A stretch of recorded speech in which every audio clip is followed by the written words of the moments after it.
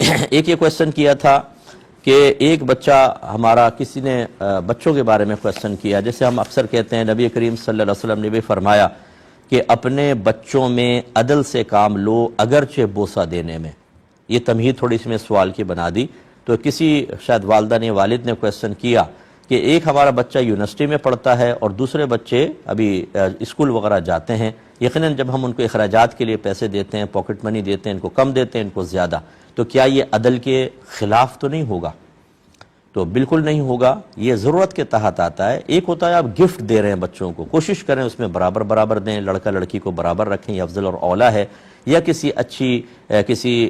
وصف کی وجہ سے، اچھی صلاحیت کی وجہ سے، اچھے اوصاف کی وجہ سے ایک کو تھوڑا زیادہ دے دیا، تھوڑے کو کم دے دیا، یہ بھی چلتا ہے۔ لیکن یہ تو ضرورت کے درجے میں آتا ہے کہ بچے جب جاتے ہیں تو اخراجات کچھ نہ کچھ ہوتے ہیں، کرائے کا وغیرہ کے معاملات، یا بچوں نے کھانا پینا ہوتا ہے، یقینی سی بات یونیورسٹی میں جو جائے گا اس کے اخراجات زیادہ ہوں گے، ان کے کم۔ تو اس اعتبار سے اگر تفاوت اور فرق آیا بچوں کو دینے میں، اس میں کوئی